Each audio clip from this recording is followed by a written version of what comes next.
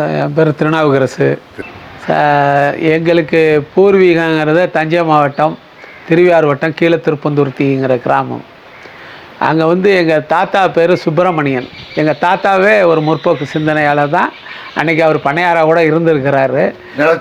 நிலச்சுவான்தார் தான். ஜெயில் ரெக்கார்டெல்லாம். சரிங்க. சுதந்திர போராட்ட தியாகியும் கூட வரும். ஃபேமிலியில் நம்ம குடும்பத்தில் வந்து 3 பேர் சுதந்திர போராட்ட தியாகி, 2 பேர், ஒருத்தர் ஐஎன்ஏல இருந்தவங்க. அப்போ படையில் இருந்தவங்க. அவருக்கு அதுக்காக அந்த நிலம்லாம் கொடுத்து வீடெல்லாம் கொடுத்து பாப்பா நாட்டுக்கு பார்த்து திருமங்கல கோட்டை மேலே காலனிங்கிற ஊரில் அவருக்கு நிலம் வீடெல்லாம் கொடுத்தாங்க. அங்கே அந்த ஃபேமிலி செட் ஆகிடுச்சு. மீதி 3 பேர் சுதந்திர போராட்ட தியாகிகள் தான். எனக்கு தாத்தா சுப்பிரமணியன், அவரும் கர்நாடகா மாநிலத்தில் பெல்லாரி சிறையில் இருந்தவர் தான். சரிங்க. அப்பாவும் அங்கே அப்பா எல்லாருமே அங்கே இருந்தவங்க தான். அப்பா பேர் ராதாகிருஷ்ணன், சித்தப்பா தங்கவேலு. 3 பேருமே பெல்லாரி சிறையில் இருந்தாங்க. 42 வெள்ளை எண்ணெய் வெளியேறு இயக்கத்தும் போது.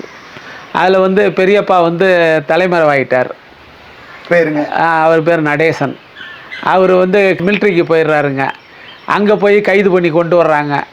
அங்கே போய் கைது பண்ணி கொண்டு வர்றப்ப தமிழ்நாடுல வந்தவுடனே அவர் ட்ரெயின்லேருந்து எஸ்கேப் ஆகிடுறாருங்க. எஸ்கேப் ஆகி போய் வந்துடுறாரு. அதற்கு பின்னால் சிறையிலலாம் போய் அப்பா தாத்தாவெல்லாம் பார்த்துட்டு வர்றாரு கர்நாடகா மாநிலத்தில் போய். அதுக்கு பிறகு அவர் சுதந்திரம் அடைந்த பின்னால் தான் அவருடைய வாரண்டே ரத்து செய்யப்பட்டது. அது வரைக்கும் தேடப்படும் நபராக தான் இருந்தார். அது மாதிரி தாத்தா சுப்பிரமணியன் அவர்கள் இந்த சாதிய ஒடுக்குமுறை அவருக்கு பிடிக்காது. அது தாழ்த்தப்பட்ட மக்கள் எதாக இருந்தாலும் எல்லோரும் ஒன்று தான், எல்லோரும் ஒடுக்கக்கூடாதுங்கிற அந்த சிந்தனையாளர் தான். அந்த இதில் வந்து எங்களுடைய பாட்டனாரே வந்து அவர் பெயரில் அந்த காலத்திலே கல்வி எல்லாருக்கும் வேணுங்கிறதுனால பள்ளிக்கூடம் ஆரம்பிச்சிருக்காருங்க கீழே திருப்பந்துருத்தியில். அது இன்னமும் இருக்குது. கந்தா உதவி பெறும் துவக்கப்பள்ளின்னு இருக்குது. அது பேர் கந்தசாமி பாட்டம் பேர். அவருடைய அண்ணனை தம்பியான எனக்கு தெரியல. அவர் சங்கரசாமிகள். அவருடைய பெயரில் ஆன்மீகம்னா அனைத்து பண்ணி இன்னமும் அந்த மடம் இருக்குது திருப்பந்துருத்தியில், சங்கரசாமி மடம். சுதந்திரத்திற்கு பின்னால் கம்யூனிஸ்ட் கட்சியில் தலைமுறை இயக்கமாகுது. தடை செய்யப்பட்டவனா அப்போ மணலி கந்தசாமி, சிவராமன், இரணியன், கலப்பால் குப்பு, ஏஎம் கோபு இவங்கெல்லாம் அங்கே தலைமுறை வந்து திருப்பந்துருத்தியில் வச்சு அப்பா தான் ஆதரவு கொடுக்குறாங்க. அன்றைக்கே பிடிச்சி கொடுத்தா 10,000 ரூபா பரிசு. மணலி கந்தசாமி பிடித்து உயிருடனோ பிணமாகவோ பிடித்து கொடுத்தால் 10,000 பரிசு என்று அறிவிக்கப்பட்ட காலம். அப்போ தலைமுறை அப்பா வச்சிருந்தார். இது 60களுக்கு முன்னேங்க. இதெல்லாம் ஆமாம் 50க்கு 52க்கு முன்னாடியே இதெல்லாம் அந்த முதல் தேர்தலுக்கு முன்னாடியே. அப்போ கோபுலாம் தலைமுறை வந்திருக்காரு. ஏகே கோபாலன் வந்து வகுப்படுத்திருக்கிறாரு நம்ம ஊரில் திருப்பந்தியில். அந்த காலகட்டத்தில் இந்தியாவுக்கான முதல் தேர்தலே நடக்காத காலத்தில் அப்புறம் இவர் வந்து இருந்திருக்கிறாரு மோகன் குமாரமங்கலம் வந்து அங்கே வகுப்படுத்திருக்கிறாருங்க திருப்பந்துருத்தியில். ஒரு முறை வந்து கைது செய்யப்படுவோன்னா ஆத்தை நீந்து கிடந்தாருன்னு கருணாநிதி கூட அவருக்கு மணலி கந்தசாமி எம்எல்ஏ ஆகும்போது கார் பரிசளிப்பு விழா நடத்துகிறாரு. அப்போ கூட அவரை பற்றி வரலாறு வர்றப்ப இது மாதிரி ஆத்தை நீந்தி கடந்தார் மணலி கந்தசாமின்னு சொல்லி அந்த பத்திரிகையில் வந்துருக்கு, கலைஞர் எழுதியிருப்பார். அதற்கு பிறகு அதனால் அப்பா கைது செய்யப்பட்டுறாங்க. அதனால் இந்த சுதந்திர போராட்ட தியாகிகளுக்காக கொடுக்குற அந்த நிலங்கள்லாம் அப்பாவுக்கு கிடைக்கல. கம்யூனிஸ்ட் அமைப்பை சேர்ந்தவங்களுக்கு ஆதரவாக இருந்ததுனால காங்கிரஸ் அரசு கொடுக்க வேண்டிய அந்த சுதந்திர தியாகிகளுக்காக கொடுத்த எந்த இதுவும் உதவிகள்லாம் கிடைக்கல. சரிங்க. அப்போ அதை பற்றி அது போல் கூலி வேலைக்கு போனாங்க. நிலம் சொத்தெல்லாம் இழந்துட்டு கூலி வேலைக்கு தான் போய்கிட்டு இருந்தாங்க. அதற்கு பின்னால் கக்கன் தான் பார்த்து அப்போ அந்த சுதந்திர போராட்ட தியாகிகளுக்கெல்லாம் சமூக நல ஊழியர்ங்கிற வேலை கொடுத்தாங்க. சரி. அந்த வேலைக்கு அப்பா திருப்பதியில் அவர் ஊர்வலமாக வர்றப்போ பார்த்துட்டு என்ன பண்ணிகிட்டு இருக்கேன்னு கேட்குறாரு. யார்? கக்கன் இருக்கும்போது. ஆமாம், இங்கே வர்றாரு திருப்பதிக்கு ஊர்வலம் வர்றாரு. அப்போ அப்பா கூலி வேலைக்கு போயிட்டு வந்து நிற்கிறாங்க. வந்தவுடனே அவரை பிஏ விட்டு கூப்பிட்றாரு. கூப்பிட்டோன்னே அங்கே வா, என்ன பண்ணிகிட்டு இருக்கேன்? கூலி வேலைக்கு போயிட்டு வந்தேன், நிற்கிறேன் அப்படின்றாரு. என்ன விளையாடுறியான்னாரு. என்னத்த நான் உங்களுக்கு சிறை ரெக்கார்டு வந்து என்ன நீ மிராஸ்தார் ஆச்சா? அதெல்லாம் இப்போ இல்லை, நீதிமன்றத்துக்கே செலவாயிட்டு எல்லாம் தான் இது. அதுக்கு பின்னால் சரி உடனே அவங்க அட்ரஸ்லாம் வாங்கிட்டு உடனே அப்பாயின்மெண்ட் ஆர்டர் வரும் போய் ஜாயின் பண்ணுங்க அப்படின்னு சொல்லிட்டு போயிடாருங்க. அதுதான் அப்போ வந்து சமூக நல ஊழியர் பேர் அந்த போஸ்டிங். ஆங்கிலத்தில் வந்து சோசியல் வெல்ஃபேர் ஒர்க்கர். அதில் தான் துறையூரில் அப்பாயின்மெண்ட் ஆனாங்க. அப்பாயின்மெண்ட்டு ஆகி வேலை பார்த்தாங்க. அது எந்த ஆண்டாக இருக்குங்க அப்பாவுக்கு? அதெல்லாம் 58 59 வாக்கில். ஆமாம், துறையூர் பகுதியிலே வேலை பார்த்தேன். துறையூரில் தான். அப்போ அதுக்கு அன்னைக்கு வந்து காலகட்டங்களில் இவங்க தான் அந்த கிராமங்களுக்கு என்னென்ன பணிகள்லாம் வேணும், என்னென்ன உதவிகள் வேணும், கிராமத்தில் ரோடு வேணுமா இல்லை இது மாதிரி நிதி உதவிகள் வேணுமா எல்லாம் வந்து இவங்க கண்ட்ரோல் தான். குடிநீர், மருத்துவம் எல்லாம் எல்லாமே இவங்க தான் பொறுப்பு. ஆமாம். அப்படிங்கிறப்ப அப்பாவெல்லாம் அந்த பகுதியில் ஒரு தெய்வத்துக்கு இணையாக இது பண்ணியிருக்கிறாங்க அந்த பகுதி மக்கள். மக்கள்லாம் வந்தால் தியாகி வந்துட்டார், ராட்டக்காரர் வந்துட்டார், பெரியவர் வந்துட்டாங்கன்னு. அது என்ன ராட்டக்காரர் இருக்கிற பேருங்க? அது ராட்டக்காரர்னா அப்போ வந்து இந்த கிராமங்கள்லாம் வந்துங்க இந்த நூல் நூக்க கற்றுக் கொடுத்து ராட்டையில் சுயதொழில் காந்தி கொண்டு வந்து அந்த நூலெல்லாம் வாங்கிட்டு போய் கொடுத்து அதில் பணத்தை கொண்டாந்து கொடுக்கறதுங்க. இதெல்லாம் அவங்களுக்கெல்லாம் ட்ரைனிங் கொடுத்து அதனால் ஒரு ராட்டைக்காரர் எல்லாருக்கும் அந்த ராட்டெல்லாம் கொண்டு போய் இலவசமாக கொடுத்து அதெல்லாம் அதனால் ராட்டக்காரர்னு ஒரு பேர் அங்கே ஒரு அடைமொழி இருக்குது. ராட்டக்காரர் வந்துட்டார், தியாகி வந்துட்டாங்க அப்படின்னு சொல்லி அந்த பகுதி மக்கள்லாம் அவ்வளோ இதாக இருப்பாங்க. இதுக்கு பிறகு இந்திய கம்யூனிஸ்ட் கட்சி 2 பிரிவாக மாறுது. அதுக்கு பிறகுதான் அது மூமெண்ட் வருது. ஆமாம், பிரிஞ்ச காலத்தில் அப்போ வந்து தேர்தல் பாதைக்கு போகிறப்ப அப்பா பிரிஞ்சிடுறாங்க.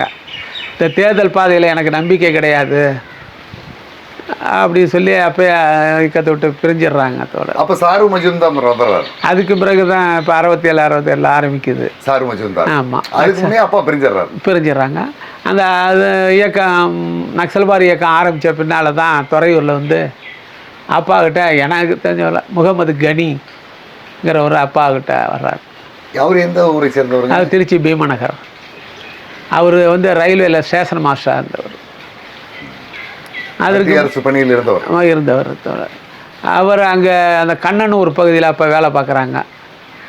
துறையூர் கண்ணனூர் இதுதான் அவங்களுக்கு வில்லேஜ். அந்த சமயத்தில் இருக்கும்போது தான் அப்போ அங்கே உள்ள இளைஞர்கள்லாம் அப்பாவுடைய நண்பர்களாக இருந்தாங்க.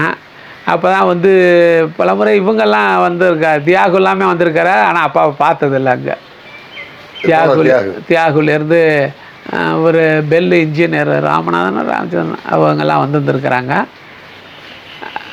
ஆனால் முகமது கனி தான் அப்பாவுக்கு தொடர்பு. அவர் மூலமாக அப்புறம் ஆமாம், முகமது கனியோட அங்கே இருக்கிறப்ப அங்கே பக்கத்து கிராமங்களில் இருக்க தோழர்கள்லாம் இருந்திருக்காங்க. இந்த கிணறு வெட்டு மணியில் இருந்தவங்க அவங்கெல்லாம் வந்து இயக்க தொடர்பில் இருந்திருக்கிறாங்க அந்த பகுதியில்.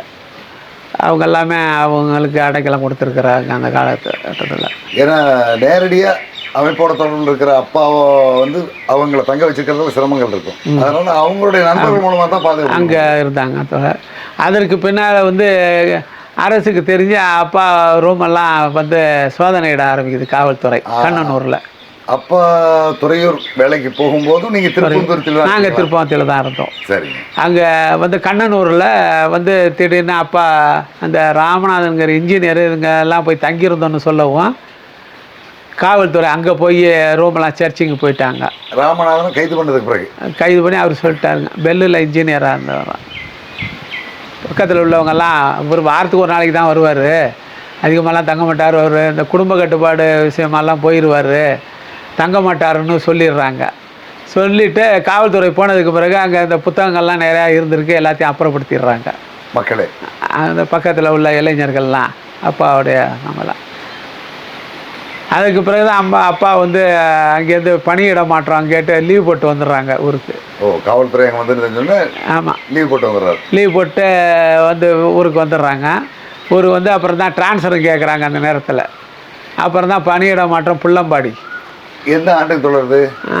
அதெல்லாம் வந்து 1970 வாக்கில் 70க்கு முன்னாடி புள்ளம்பாடி ஒன்றியத்துக்கு வந்துடுறாங்க.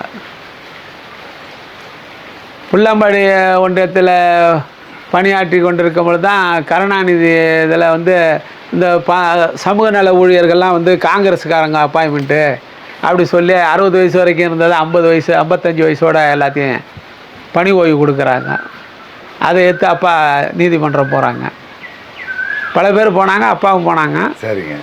அப்புறம் ஒரு 10 மாதம் வீட்டில் இருந்தாங்க அப்பா. சரிங்க. அப்போ நீதிமன்றம் அந்த அரசு போட்ட உத்தரவு செல்லாதுன்னு அறிவிச்சிருச்சு. மீண்டும் அவங்களுக்கு வேலை பணி கொடுக்கணும் அப்படின்னு சொல்லிட்டுருங்க. பணி கொடுத்த பின்னால் அப்புறம் போய் எங்களுக்கு சம்பளம் வேணும், இந்த 10 மாதம் வீட்டில் இருந்தோம், நீங்கள் எங்களுக்கு சம்பளம் கொடுத்தாகணுன்னு அப்பா கேட்குறாங்க. அப்போ கலைஞர் நோ ஒர்க்கு நோ பேங்கிறாரு. என்னாரு, நாங்கள்லாம் ஒன்றும் வேலையை விட்டு போகலிங்க, நீங்கள் அனுப்பிச்சிங்க, நீதிமன்ற உத்தரவுப்படி வேலைக்கு எடுத்துக்கிட்டீங்க, அதனால எங்களுக்கு சம்பளம் கொடுத்து தான் ஆகணும் அப்படின்னு நம்ம வாதம்னப்போ தமிழகத்திலே அப்பா ஒருத்தர் மட்டும்தான் வழக்கு போட்டாங்க. தமிழ்நாட்டிலேயே அந்த 10 மாத ஊதியத்தை வேணும்னு சொல்லி வழக்கு போட்டாங்க சென்னை ஹைகோர்ட்டில். அது 1976 திமுக ஆட்சி டிசால்வ் ஆகுது. அன்றைக்கி உத்தரவு போட்டுறாங்க, ஐயா அவங்க வழக்கை வாபஸ் வாங்கிங்க, அந்த 10 மாதத்துக்கும் எல்லாருக்கும் அந்த சம்பளம் கிடச்சிதுங்க. அந்த காலகட்டத்தில் தான் அப்பா வந்ததான் ஜெகநாதன் வர்றாருங்க. முகமது கனிக்கும் பிறகு வர்றது ஜெகநாதன். ஜெகநாதன் அதுதான் கோடாலி கருப்பூர் ஜெகநாதன், அந்த ஐயர் படுகொலை. அது அரங்கநாதன் ஐயர். ஆமாம், 10th படிக்கிறாங்க அப்பா. அப்போ தான் தலைமுறை அங்கே வர்றார் ஜெகநாதன். ஜெகநாதன் அங்கே இருந்தார். அதுக்கு பிறகு கனியும் ஜெகநாதன் தான் அப்போ வர்றாங்க, தொடர்பில் இருக்கிறாங்க. ஜெகநாதன் எவ்வளோ நாள் அங்கே இருந்துருப்பார்? ஜெகநாதன் அந்த அழித்தொழிப்புக்கு பிறகு அங்கே அப்பா புள்ளம்படியில் வேலை பார்க்குறாங்க. அங்கே தங்க வைக்க முடியாதுன்றதுக்காக வளப்பக்குடிங்கிற கிராமத்தில் தான் தங்க வச்சுருந்தாங்க. நம்ம உறவினர் ஒருத்தர் வளமாக, அவர் இந்த வெத்தலை கொடிக்காலெலாம் வச்சுருந்தாருங்க, வாழலாம். அப்போ இவர் அவங்களோட அந்த வெத்தலை கொடிக்காலுக்கெல்லாம் வேலைக்கு போகிறது, அது ஊரை விட்டு ஒதுக்குப்புறமாக இருக்கும், அதனால் யாருக்கும் தெரியாது. அது மாதிரி இடத்துல இருந்தார். ஒரு 3 மாதம் வரைக்கும் அங்கே தான் இருந்தார். அதுக்கு பின்னாடி தான் போனாருங்க. அங்கேருந்து வேறு இடத்துக்கு போயிட்டார். அதுக்கு பிறகு நாங்கள் 76 திருப்பவனத்தை விட்டு இங்கே அரியூர் வந்துடுறோம். திருப்பவனத்தில் இருக்க வரைக்கும் தமிழரசனோ மற்ற தோழர்கள் வந்ததில்லை. ஜெகநாதன், முகமது கனி தான் 75 வர்றாங்க அரியூர். ஆமாம். அப்போ தான் தமிழரசன் திருப்பவனத்திலாம் தங்கியிருக்காருங்க. அப்போ ஆதரவு கொடுத்தவங்கெல்லாம் திராவிட இயக்கத்துக்காரங்க. தமிழரசன் தோழர் உள்ளிட்ட இடதுசாரிகள் எல்லாருக்கும் ஆதரவு கொடுத்து திராவிடர் கழகத்துக்காரங்க எல்லாம் உறவினர் தான். அதில் அந்த தங்கவேலு, துரையரசன் எல்லாம் திக்காகிறவங்க தான் பண்ணாங்க தோழர். அதுக்கு முன்னாடி கோயிலடி சுப்பையன், கோயிலடி சுப்பையன் 71 நடக்கிற தேர்தலுக்கு துண்டு பிரசுரம் கொடுக்குறாருங்க இடதுசாரிகளுக்காக. ஆமாம், தேர்தலில் வெங்கடாசலம் நிற்கிறார் தேர்தலில். சரிங்க. தேர்தல் நிற்கிறப்ப அப்போ நாங்கள் திருப்பவனத்தில் இருக்கோம், நோட்டீஸ் கொண்டாந்து கொடுக்குறாரு திருவையாறு சட்டமன்ற தொகுதி. ஆமாம், திருவையாறு சட்டமன்ற தொகுதிக்கு. அப்போ அப்பா இங்கே வா, என்ன நோட்டீஸ் கொடுத்துக்கிட்டு இருக்கேங்கிறாரு சுப்பையண்ணா. இது மாதிரிண்ணா, யார் வர்றா, நாகைப்படம் ஞான சம்பந்தம் வர்றாரு, ஒரு வர்றாருண்ணா, அவன் வரானா இவன் வரானான்னு ஒவ்வொருத்தையா பேசினேன். இல்லை ஒரு எல்லாத்தையும் அவன் பேசுகிறாரு அப்படிங்க. அப்புறம் எல்லாத்தையும் திட்டி விட்டு அப்புறம் டீ சாப்பிடுன்றாங்க அவர் இங்கேருந்து போய் அங்கே மீட்டிங்கில் சொல்லியிருக்காருங்க, இது மாதிரி அங்கே அதை திட்டினார் எல்லாம், அப்புறம் டீ வாங்கி கொடுத்தாரு அப்படின்ட்டு. அவர் எங்கேயா இருக்காருன்னு உடனே கார் எடுத்துக்கிட்டு வந்துடுறாங்க. அங்கே திருப்பதியில் இருக்கார். அப்புறம் வீட்டுக்கு வர்றாங்க. அதுக்கு பின்னால் அந்த தேர்தல் நடக்கிற வரைக்கும் வெங்கடாசலம் அந்த பகுதிக்கு ஆதரவாளர் அந்த இயக்க வேலைக்காக, தேர்தல் வேலைக்காக வரவங்களாம் நம்ம வீட்டில் தான் தங்கிடுவாங்க. அப்போ முகமது காதர் அவர் தான் பாடகர், தஞ்சை ஐசி வியாபாரி, அவர்லாம் புரட்சி பாடல். அந்த தேர்தலில் அவர் ஆதரித்து பாடுறவர் எல்லாம் தங்கியிருந்தாங்க. நம்ம அப்போ தேர்தல் பாதை எடுத்தா கூட சரியாக வந்தாங்க, வரவங்களுக்கு தங்க வச்சு சாப்பாடு போடுறது எடுத்தாங்க இருந்தாங்க. அப்போ தான் சுப்பையன் இந்த இயக்கத்துக்கு வர்றார். அவர் சிபிஎம்மில் இருந்து மார்க்சிஸ்ட்லேருந்து தலைமுறை இயக்கத்துக்கு வர்றார் சுப்பையன். ஆமாம், சுப்பையன் அப்பாவோட பேசுனதுக்கு தான் அப்பாவோட அவருக்கும் தொடர்பு ஏற்படுது.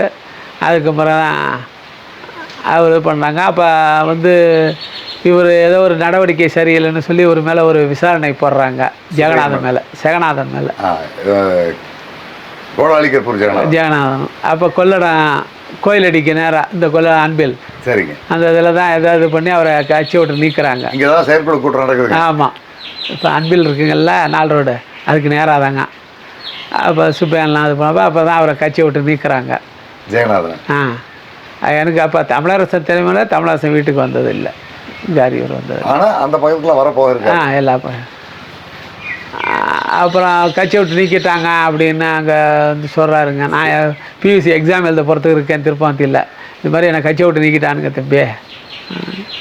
அதுக்கு பிறகு வர்றாருங்க. அதுக்கு பின்னாடி தான் தனது குடும்பத்தெல்லாம் அழைச்சிட்டு போய் அந்த கொல்லிமலையிலலாம் தங்கியிருக்கார். வந்துடுறார் இருந்துறாரு. அப்புறம் தமிழரசனுங்க வர்றப்ப அதுக்கு பிறகு தமிழரசனுங்க ஊருக்கு வர்றார், இது மாதிரி சந்திக்கணும் அப்படிங்கிறதுக்காக வர்றாங்க. அவர் மட்டும்தான் வர்றார். அவர் தான். அப்போ அப்பாவை தெரியும், ஊர் இங்கே தெரியாது, அரியூர் தெரியாது, வீடு தெரியாது. அப்போ அங்கே வரப்போ தான் ராமசாமி அண்ணாதிமுக அவரை வந்து பூவாளூரில் நம்ம உறவினர் வீட்டில் வச்சு பார்த்துருக்கார். அவர் அப்பா கூட வந்துருந்துருக்காங்க பூவாளூருக்கு. அதில் வந்து ராமசாமி தெரியும், அரியூர்னா ராமசாமி அண்ணாதிமுக அவரே தமிழரசனுக்கு தெரியும். அப்புறம் அவர் வீட்டுக்கு போயிட்டு தான் அப்புறம் அவர் மூலமாக தான் வீட்டுக்கு வந்தார். வீட்டுக்கு வந்தால் அதுக்கு பிறகு தாங்க அவருடைய அதெல்லாம் தமிழரசன். தமிழரசன் இங்கே அரியூருக்கு வரும்போது என்ன பெயரில் வர்றாரு? இங்கே வந்து அவருக்கு கிருஷ்ணமூர்த்திங்கிறதாங்க பேர். அவர் அதிமுக ராமசாமிக்கு உங்களுக்கு எல்லாருக்குமே கிருஷ்ணமூர்த்திங்கிற பேர். அவருக்கு பேர் எந்த பேரும் தெரியாது. அங்கே வந்து நம்ம இங்கே உள்ள தொடர்பு திருப்பதியில் உள்ள தோழர்கள் நமக்கு எல்லாம் பழக்கம் ஆகிறது கிருஷ்ணமூர்த்தி. அந்த பேர் தான் அறிமுகமாக. ஆமாம். தமிழரசன் இங்கே வந்து ஆண்டு எதுவாக இருக்குது தோழர்? 75 76 ஆகும் ஃபர்ஸ்ட் வந்தது. 75 76. அதுக்கு பிறகு சுப்பையன் கைதாகிறார். சுப்பையன் அப்புறம் சுப்பையன் தலைமுறை ஆகிறாரு. அது தில்லஸ்தானம் திருவியாருக்கு பார்த்தல. என்ன வழக்கு அவர் மேலே தோழர்? அவர் மேலாம் இல்லை, இந்த இயக்கத்தோட தொடர்புக்குன்னு தேட ஆரம்பிக்கிறாங்க. வீட்டில் இருக்க மாட்டார், வேறு எந்த வழக்கம் இல்லை அவர் மேலே. ஆதரவாளருங்கிறது இவ்வளோ ரிப்போர்ட்டு போகுது. அவரை தேடுறாங்க. தேடுறப்ப அவர் கையில் இந்த வெடிகுண்டை வெடிக்க வைக்க தெரியல, சும்மா தூக்கி போட்டுறாரு, அவ்வளோதான். வெடிகுண்டு வச்சுட்டார், வெடிகுண்டு வச்சிட்டாருன்னு சொல்லி கைது செய்யப்படுறாருங்க. இங்கே வந்தால் எத்தனை நாள் இருப்பார்? எங்கே தங்குவார்? எப்படி இருப்பார்? இங்கே வந்தால் வீட்டில் தங்கியிருப்பார் தோழர். எதுவும் இப்படி தான் உணவு வேணும் அப்படி தான் வேணும்னு கேட்க மாட்டார். காலையில் கிளம்புவாருங்க புக் எடுத்துக்கிட்டு, கொள்ளிட கரைக்கு போவார், இல்லாட்டி இந்த ஐயனார் கோயிலுங்க இங்கே வந்து உட்காந்துருவாருங்க. மாலை 5 மணி 6 மணிக்கு தான் வீட்டுக்கு வருவார், படிச்சுக்கிட்டு இருந்துட்டு வருவார். அதனால் அவர் உணவு இந்த உணவுங்க மாதிரிலாம் கேட்க மாட்டார், தங்கியிருப்பார். இன்னும் கிளம்பி அப்புறம் போகிறேன்னு போவார். அப்போ உங்களோட அப்பா அம்மா 3 பேர் தான்? 3 பேர் அக்கா இருந்தாங்க. டானியாங்கிறவங்க. அவங்களோடலாம் எப்படி பழகிட்டு இருப்பாரு? எல்லாம் ஒரு குடும்ப நண்பர் மாதிரி தான் இருந்தார். தெரியாது, எல்லாருக்கும் தெரியும். நம்ம குடும்பத்தில் வந்து எல்லாருமே இந்த இயக்கத்தை சார்ந்தவர்கள் எல்லாருக்கும் தெரியும். என் அம்மாவை பொறுத்தவரையிலையும் இந்த இயக்கத்தை சார்ந்தவர்கள்னா யார் என்ன பேர் என்ன எதுவுமே கேட்க மாட்டாங்க. வந்தால் யார் வந்தாலும் வீட்டுக்கு ஃபுல்லாக பசியோடு வந்திருக்கோம், முன்னாடி சாப்பிடுங்க அப்படி தான் சொல்லுவாங்க. அவங்கள வந்தோடனே சாப்பிடுங்க, அதான். யாரையும் என்ன வேலை என்ன சாதின்னு கேட்டது எதுவும் கிடையாது. ஏன்னா அம்மாவுக்கு வந்து மணலி கந்தக சாமி காலத்தில் இருந்த எல்லாத்துக்கும் அப்பையும் இது பண்ணவங்க தான், எல்லாரையும் பாதுகாத்தவங்க தான். அதனால் இந்த இயக்கத்துக்காக இருக்கிறாங்க அவங்கெல்லாம்.